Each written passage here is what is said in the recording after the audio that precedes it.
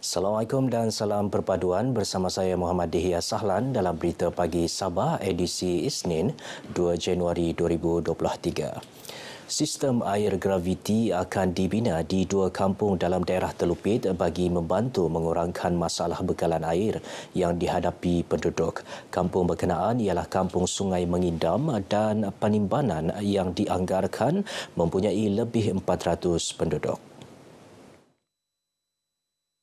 Wakil Rakyat Telupit Johnny Bonje Kurum berkata punca air kedua-dua kampung berkenaan yang terletak di atas bukit dan alur laluan air sungai amat sesuai untuk membina sistem air graviti yang bakal membekalkan air bersih. Katanya ia seiring dengan usaha kerajaan ke arah melestarikan biodiversiti di negeri ini dan menjimatkan perbelanjaan kerajaan dengan inovasi penggunaan infra berasaskan teknologi hijau. Selaku wakil rakyat, saya akan berusaha untuk mendapatkan dana ini bagi membantu orang kampung yang lebih kurang mau 400 orang ini untuk 2 kampung ini. Rumah ada lebih kurang mau dekat 200, ada 100 lebih buah rumah, 200 lah buah rumah. Tidak mendapat bekalan air bersih, bergantung 100% kepada hujan dan juga mengambil air di sungai. Beliau ditemui pemberita RTM selepas meninjau lokasi punca air graviti berkenaan di Telupit. Sementara itu, konsultan sistem air graviti, Insinyur Joe Primus Kayau berkata, dengan sistem air graviti tersebut, penduduk kampung tidak perlu menanggung beban membayar kos air yang tinggi dalam penggunaan harian. Daripada tinjauan yang kita buat pada hari ini, kita tengok dia memang mempunyai potensi untuk kedua-dua kampung inilah. Dia punya punca air untuk kedua-dua kampung ini daripada hutan simpan. Jadi dia cukup bagus. Punca air dia cukup bagus, air mentah dia. Itu yang kita perlukan untuk membuat sistem air graviti bersih. Bila adanya pemasangan pipe air graviti dan juga pemasangan ataupun pipe air bersih ini, masyarakat di kawasan Telupit ini mendapat manfaat yang begitu baik dan besar sekali. Sebab sekian lama permasalahan air ini dialami oleh masyarakat di kawasan Telupit ini. Saya sebagai wakil penduduk Kampung Mengidam bersyukur jika pihak kerajaan dapat melaksanakan apa keperluan Kampung Bukit Mengidam, terutamanya bakalan air bersih, dialu-alukan untuk pemasangan air graviti lah di kawasan kampung kami ini. Berterima kasih dengan YB Junibon, dia selalu membantu dengan membuat graviti di kawasan kampung saya. Dengan kerjaan juga saya berharap terima kasih juga dia dapat membantu dengan apa keperluan di kampung. Ketika ini penduduk kampung Panimbanan dan kampung Sungai Mengidam hanya menggunakan sumber air hujan untuk keperluan harian. Pejabat Kesihatan Daerah Semporna akan menjelajah ke 36 pulau di daerah itu bagi meningkatkan kesedaran orang ramai mengenai bahaya wabak denggi.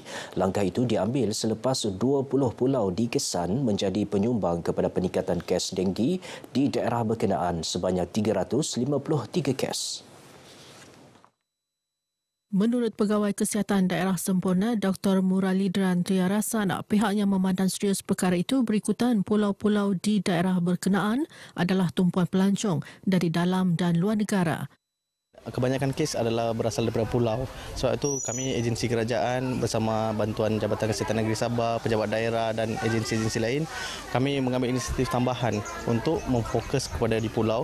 Kami telah target sehingga hari ini 36 buah pulau dan kita akan teruskan program ini ke setiap pulau. Katanya program turun padam bersama penduduk Mabul ini mendedahkan mereka mengenai tunjuk cara kawalan nyamuk Aedes di pusat pelancongan serta aktiviti gotong royong perdana bersama komuniti Pulau Mabul. Beliau bercakap kepada RTM selepas pelancaran program Pulau Bebas Denggi di Pulau Mabul Semporna yang disempurnakan Pegawai Daerah Semporna Juraimin Jadil. Juraimin menyambut baik usaha berkenaan dan berharap masyarakat memberi kerjasama sepenuhnya. Kita mengambil maklum bahawa kita akan menerima kehadiran pelancong yang akan mendatang ini lebih ramai. So kita tidak mau nanti ada isu-isu bahawa ada pelancong yang akan dijangkiti demam denggi ini, dan sudah pasti ianya akan menjadi satu petanda bahawa yang tidak baik untuk kita, khususnya dalam daerah Semporna sebagai satu daerah pelancongan yang kita sedia maklumlah. Saya mengucapkan ribuan terima kasih kepada pegawai daerah kita Semporna dan Tuan OCPD serta pegawai kesihatan daerah Semporna kita turun pada angka Pulau Mabur ini untuk menyelesaikan masalah-masalah tinggi di pulau ini. We feel that the government make many things to educate people to stay clean. Perkembangan semasa COVID-19, Sabah mencatat 14 kes baharu semalam, meningkat 2 kes berbanding sebelum ini. Berdasarkan kenyataan Menteri Kerajaan Tempatan dan Perumahan Datuk Seri Panglima Masidi Manjun, kadar penularan naik kepada 2.1% daripada 1.4% sebelum ini. Datuk Masidi yang juga jurucakap COVID-19 negeri memaklumkan jumlah sampel ujian pula turun kepada 666 berbanding 858 sebelumnya. 6 daerah merekodkan jangkitan baharu yang didahului oleh Papar dan Tuaran, masing-masing dengan 4 kes. Begitu juga di Kota Kinabalu dan Sandakan dengan 2 kes, serta masing-masing 1 kes di Sepitang dan Tawau. Manakala tiada jangkitan baharu direkodkan di 21 daerah lain. Kesemua kes berada dalam kategori 1 dan 2. Seramai 12 pesakit sembuh, manakala 111 lagi sedang menerima rawatan di hospital.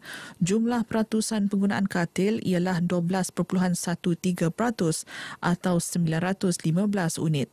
Sabah kini mencatat 7 zon hijau, 15 zon kuning, 4 zon jingga dan 1 zon merah.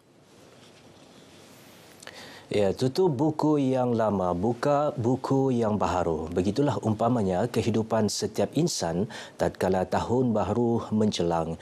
Bagi warga kota, tahun 2023 diharapkan membawa kebaikan dalam apa jua aspek kehidupan. Saya harap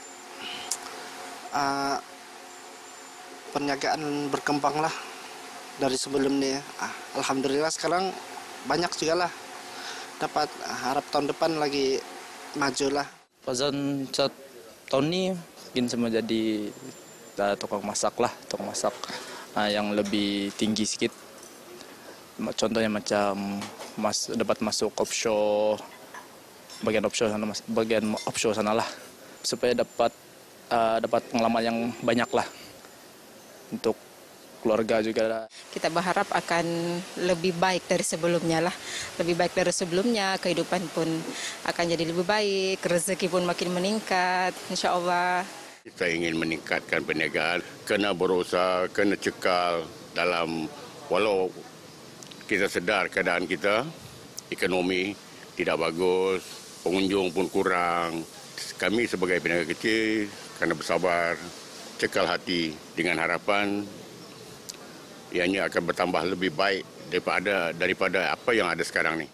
Saya harap ekonomi kita Malaysia akan lebih baik dan penyakit COVID pun berkurangan dan semakin pulih, dan saya harap semua orang dalam keadaan yang sihat-sihat lah.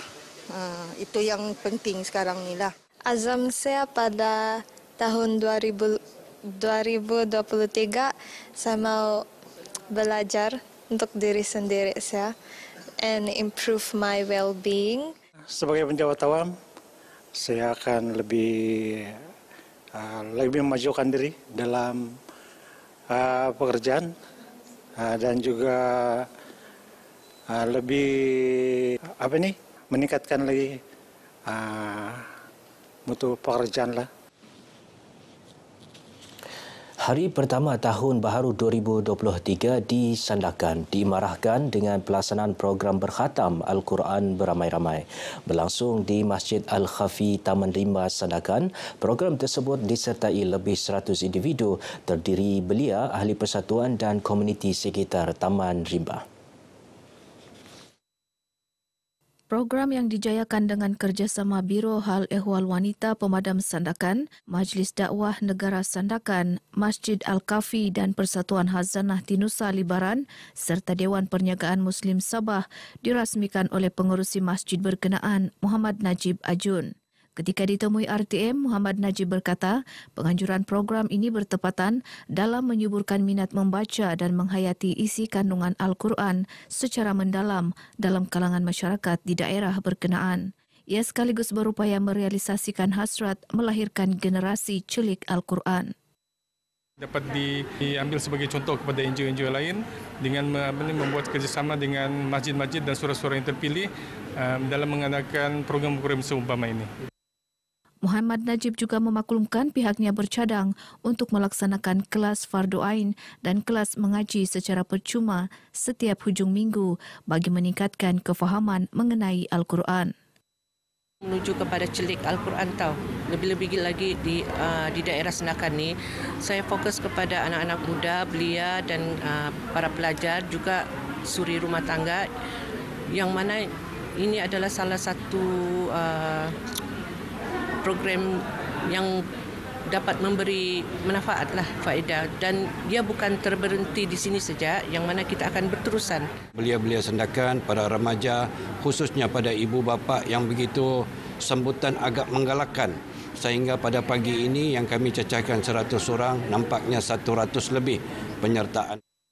Program berkhatam Al-Quran ini turut diisi dengan tazkirah disampaikan Mudir Madrasah Darul Falah Sandakan, Ustaz Muhammad Khalil Kusairi Imran. Baik saudara, sekian dahulu perkembangan dari Sabah kali ini. Selamat Tahun Baharu kami ucapkan. Dapatkan lebih banyak perkembangan semasa di laman Facebook rasmi Berita RTM Sabah. Dengan itu, saya Muhammad Dihya Sahlan. Assalamualaikum, salam hormat dan salam perpaduan.